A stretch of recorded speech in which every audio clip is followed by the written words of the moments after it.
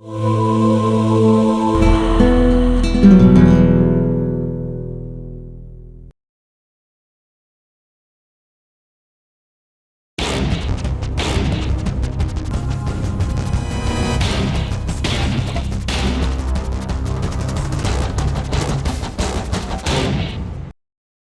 एक बार फिर आपके पसंदीदा प्रोग्राम विल्डरनेस डेज में आप सबका हार्दिक स्वागत है।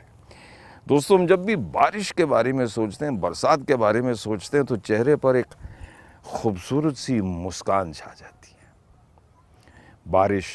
बारिश की बूंदें ज़मीन पर मेहरबान हो रही हैं, बादल गरज रहे हैं, ठंडी ठंडी हवाएं चल रही हैं, वगैरह वगैरह। लेकिन हम ये नहीं सोचते कि बारिश या बरसात सिर्फ खुशियाँ नहीं बल्कि कुछ अजीब व गरीब मुसीबतें भी लेकर आती हैं, ख़ास तौर पे हिंदुस्तान के जंगलों में, क्योंकि बरसात के मौसम में ही अवैध शिकार यानी कि पोचिंग की संभावनाएं बढ़ जाती हैं।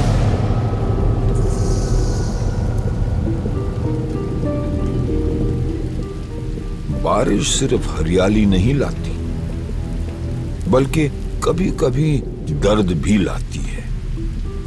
हम यहाँ पर शहरों की बात नहीं कर रहे हैं, हम बात कर रहे हैं जंगलों की, जहां पर बारिश का पानी जंगल में जानवरों के लिए खतरे की तरह बरसता है। बारिश के दौरान जानवर और पंछी अवैध शिकारियों के जाल में या तो फंस जाते हैं या फिर उनकी गोलियों के शिकार हो जाते हैं।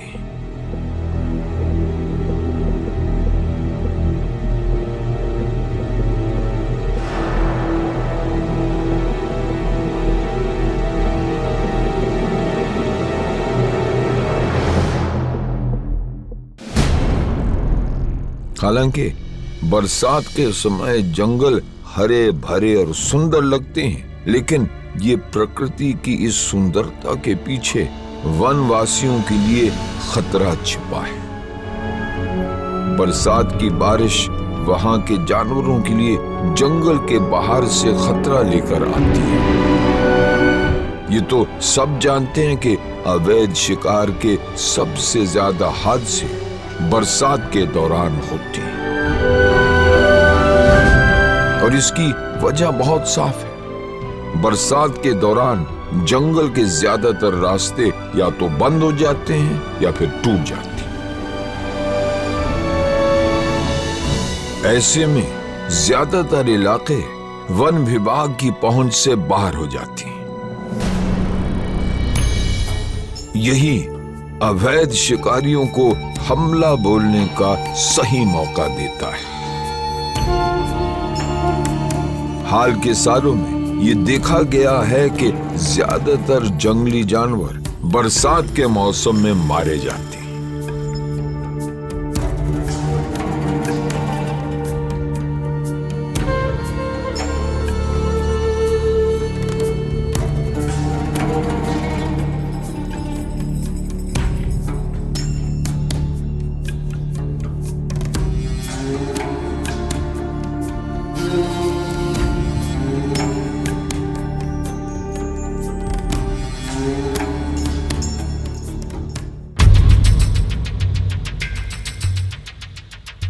बरसात का मौसम वन विभाग के लिए काफी चुनौतीपूर्ण होता है।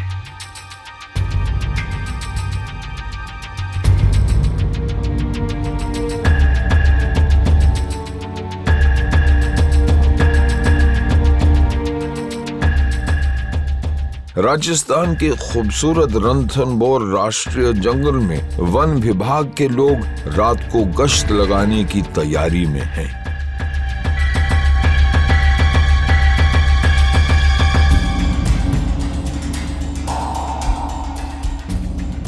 बारिश की वजह से रात और काली हो गई है और वन विभाग के लोग हर खतरे का सामना करने के लिए तैयार हैं।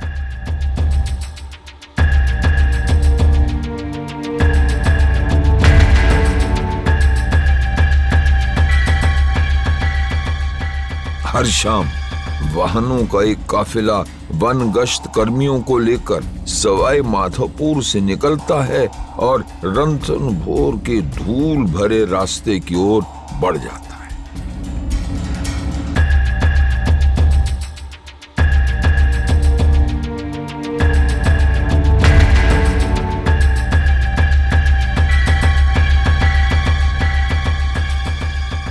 ये जंगल टाइगर देखने के लिए आदर्श माना जाता है।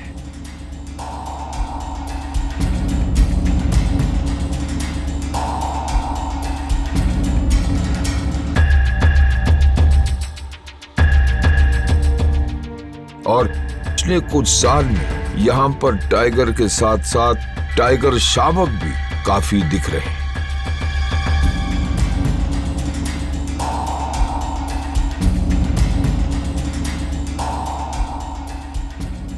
बारिश के दौरान अवैध शिकारी इन पर घात लगाकर बैठते हैं।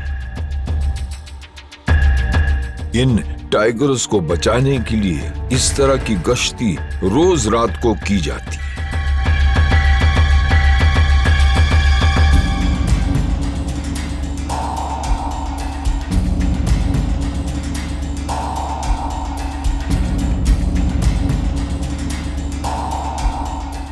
हमें रणथंबोर के जंगलों में इस अभियान का हिस्सा बनने का मौका मिला।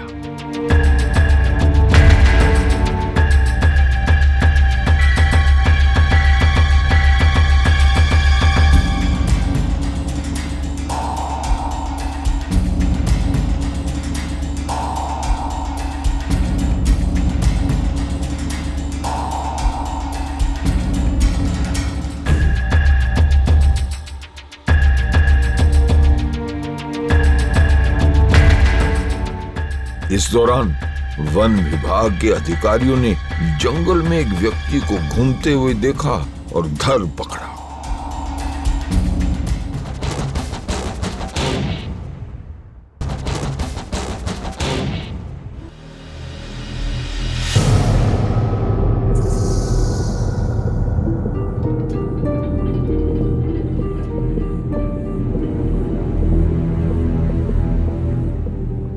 बारिश के दौरान मध्य प्रदेश का बांधवगढ़ राष्ट्रीय जंगल कुछ अलग ही नजर आता है। जंगल पूरा हरा भरा और साफ सुथरा लगता है। हालांकि वहां के जानवर काफी सतर्क हो जाते हैं। उन्हें पता चल जाता है कि यह मौसम पानी के साथ साथ खतरा भी लेकर आता है। रणथंबोर के विपरीत बांधवगढ़ में बारिश के दौरान समस्याएं कुछ अलग होती हैं। यहाँ की सबसे बड़ी समस्या का कारण ये सड़क है। ये सड़क बांधवगढ़ के ताला इलाके के साथ उमरिया को जोड़ती है।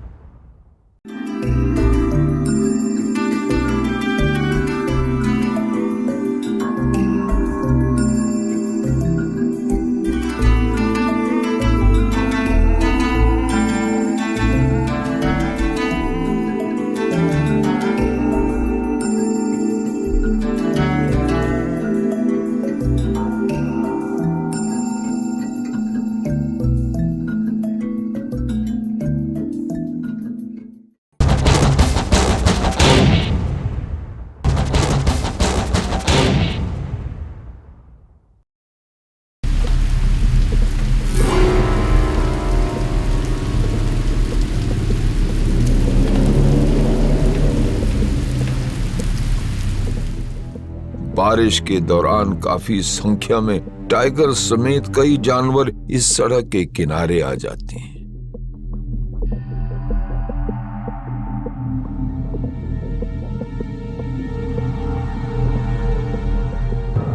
ये सड़क जंगल के ताला और खितौली इलाकों को बांटती है।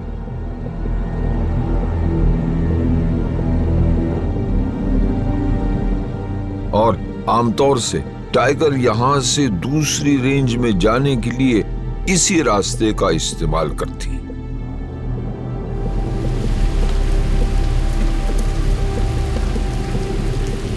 बरसात के दौरान इस तरह के कई गश्ती दल बांधवगढ़ में गश्त लगाती हैं।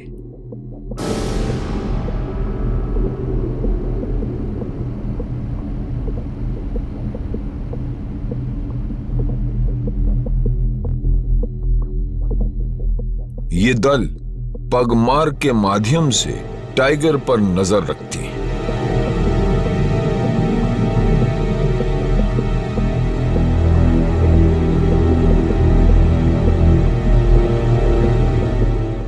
वन विभाग के अधिकारियों के लिए ये बहुत मुश्किल काम है, लेकिन बांधवगढ़ से अवैध शिकारियों को दूर रखने के लिए यही रास्ता है। भारत के उत्तर पूर्वी राज्य असम में सालाना बारिश विनाश लेकर आती है। बारिश की वजह से ब्रह्मपुत्र नदी में बाढ़ की स्थिति आ जाती है और इस नदी के पानी का बहाव इतना तेज हो जाता है कि जानवर और इंसान दोनों बुरी तरह प्रभावित हो जाती हैं। हर साल ब्रह्मपुत्र की बाढ़ का प्रकोप काजीरंगा राष्ट्रीय जंगल को झेलना पड़ता है। इस बाढ़ का खतरा सबसे ज्यादा एक सींग वाले गैंडों के लिए होता है। ये जंगल दुनिया भर में एक सींग वाले गैंडों के लिए प्रसिद्ध है। बाढ़ का असर आधे से ज्यादा जंगल पर होता है। जंगली जानवर पानी के बहाव का शिकार हो जाते हैं और किसी तरह पानी से बचते हैं तो भागते भागते राजमार्ग पर पहुंच जाते हैं और वहां पर तेजी से आ रहे वाहनों का शिकार हो जाते हैं।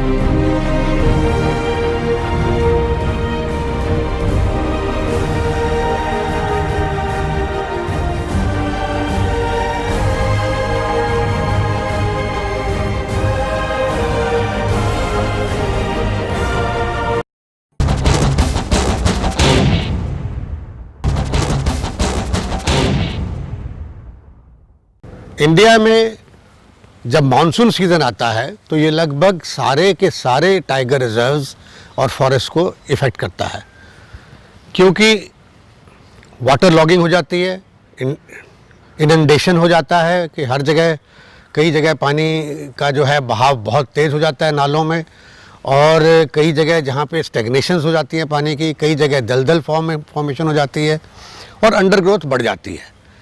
ये पीरियड जो होता है इसके अंदर जितने भी आपके सांप हैं या जो ऐसे जीव हैं जो रेंगते हैं, वो सारे जीव जो हैं वो बाहर निकल आते हैं। इस कारण से भी जो जंगल में लीचीज़ जो हैं, बहुत ज़्यादा इंसेक्ट्स और लीचीज़ जो है वो इनकी इन्फेस्टेशन हो जाती है। तो आम आदमी को जो खास करके फॉरेस्ट पेट्रोलिंग है वो बहुत मुश्किल हो जाता है इस पीरियड में, क्योंकि फॉरेस्ट पेट्रोलिंग बहुत मुश्किल हो जाता है। इसलिए जो जानवर हैं वो वल्नरेबल हो जाते हैं, क्योंकि इफ़ेक्टिव मैकेनिज़्म को इम्प्लीमेंट करना इस पीरियड में बहुत ही टीडियस और डिफ़िकल्ट जॉब होती है गवर्नमेंट के लिए और फॉरेस्ट डिपार्टमेंट के लिए। मैंने पिछले 30-40 साल लगातार जंगलों में घूमते हुए ये देखा है कि जो टूरिज़्म है, जो डिसिप्लिन टूरिज़्म है, वो फॉरेस्ट को बहुत हेल्प करता है। और डिसिप्लिन टूरिज़्म जो होता है इसके कारण से एक जंगल में सर्वेलेंस ऑटोमेटिक हो जाती है, और ये जंगल ओपन अप क्योंकि रहते हैं दुनिया के लिए, आम विजिटर्स के लिए या टूरिस्ट के लिए, तो ये एक ऑटोमेटिकली इंफॉर्मेशन सिस्टम जो है ये बहुत इफ़ेक्टिवली काम करता है। और इसलिए ऐसा जनरली देखा गया है कि जब तक टूरिज़्म किसी पर्टिकुलर सेक्टर में ओपन होता है वहाँ पे पोचिंग नहीं हो पाता। इसलिए जब ये बारिश का मौसम आता है और मानसून आती है उस टाइम पे टूरिज़्म भी बंद हो जाता है, पेट्रोलिंग भी इफ़ेक्टिव हो जाती है, और क्योंकि पेट्रोलिंग पे इफ़ेक्ट आ जाता है और पेट्रोलिंग मुश्किल हो जाती है, तो ये पीरियड जो है पोचर्स के लिए भी एक गोल्डन पीरियड होता है, क्योंकि इस समय जंगल में अंडरग्रोथ जो होता है प्लांट्स का वो बहुत बढ़ जाता है और कैमाफ्लॉज करना या छुपना झाड़ियों के पीछे बहुत आसान हो जाता है। तो इस पीरियड का पोचर जो है पूरा फ़ायदा उठाते हैं और ये उन पीरियड उनके लिए होता है जब वो पूरे जंगल में शिकार करते हैं, अनधिकृत तरीके से या चोरी छिपे जंगल में वो घुसते हैं और वो पता भी नहीं चल पाता, क्योंकि ना तो टूरिज़्म होता है और ना इफ़ेक्टिव पेट्रोलिंग होती है इस पीरियड में।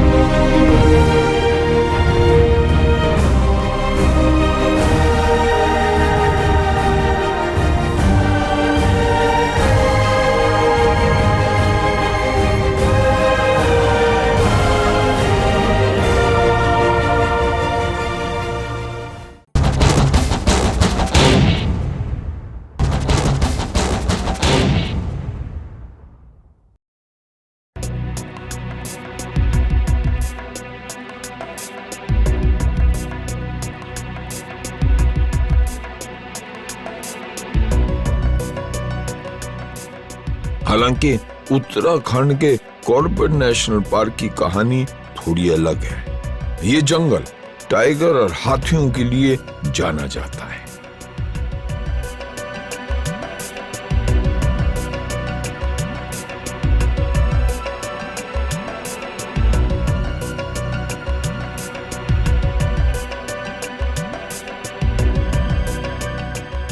इस जंगल के वन विभाग ने अवैध शिकारियों से निपटने के लिए एक खास तकनीक का सहारा लिया है। उत्तराखंड के वन विभाग ने राष्ट्रीय बाघ संरक्षण प्राधिकरण के साथ कॉर्बेट जंगल के आसपास 9 टावर खड़े किए। हर टावर के ऊपर एक बहुत ही हाई तकनीक का वीडियो कैमरा लगा है, जो कि 400 प्रति वर्ग किलोमीटर के इलाके में किसी भी गतिविधि को देख सकता है। हाल में कॉर्बेट में ऐसे 4 टावरों में काम शुरू हो गया है। इन टावरों पर लगे कैमरे 2 तरह से काम करते हैं। दिन के समय ये कैमरे नॉर्मल मोड से काम करते हैं। जैसे ही सूरज डूबता है, ये कैमरे इंफ्रारेड और थर्मल मोड पर काम करते हैं। इन टावरों का कंट्रोल रूम कॉर्बेट जंगल की दक्षिणी सीमा में स्थित कालागढ़ में बनाया गया है। कॉर्बेट की दक्षिणी सीमा उत्तर प्रदेश से मिलती है। यही कारण है कि यहाँ के जानवरों को अवैध शिकारी आसानी से अपना शिकार बना लेते हैं। कालागढ़ के वन विभाग के अधिकारी गोपाल सिंह खिड़की इन टावरों के इंचार्ज हैं। खिड़की ने हमें बताया कि ये कैमरे कैसे काम करती हैं। These towers are remotely controlled, remotely attached with control room at Kalagarh, where we have installed servers and other associated things. The basic idea is to develop some the customized protocols for the requirement of Tiger Reserve, and concept is software automatically gives us alert in case of some peculiar activity or some objectionable activity or some striking activity. Or response time for the software is 10 minutes, and it will give specific information of site specific information of activity, so that we can take preventive measures within a shorter time. Gopal Singh ने हमें विस्तार से बताया कि ये 9 tower कितने महत्वपूर्ण हैं और इनके कैमरे यहाँ के लोगों को कितनी मदद दे रहे हैं। NTCA, which is the controlling authority here, has sanctioned a pilot project in this area. The basic idea of this project is to identify strategic locations in our southern boundary and cover these locations with some 24/7 electronic surveillance. We have identified important locations. Then we have started erecting towers and installing 3 types of cameras here. इस project के लिए Corbett को चुने जाने के पीछे एक खास वजह थी। साल 2009 की सर्दियां कॉर्बेट जंगल के लिए बहुत बुरी खबर लेकर आईं। कॉर्बेट का ढिकाला जोन यहाँ का मुख्य पर्यटन स्थल है। ढिकाला के मैदान के अंदर और आसपास करीब 5 स्वस्थ नर टाइगर की मौत हो गई। इन टाइगर की मौत का रहस्य आज तक नहीं सुलझा।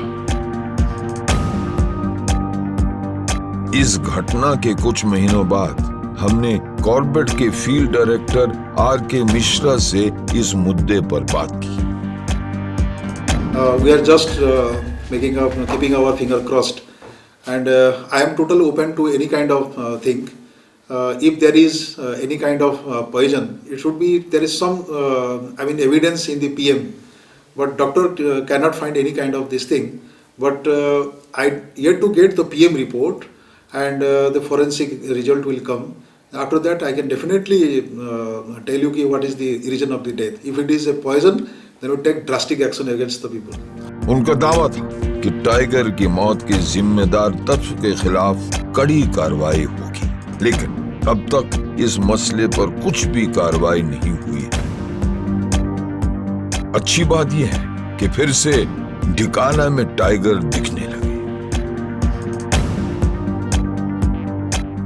बल्कि अब कहा जाता है कि भारत में कॉर्बेट जंगल में टाइगर की सबसे ज्यादा संख्या है। इसलिए अब वन विभाग कोई खतरा नहीं उठाना चाहता। वो नहीं चाहता कि कॉर्बेट में 2009 जैसी कोई घटना फिर हो। ऐसे में ये टावर इस खतरे को रोकने में काफी मदद कर रहे हैं।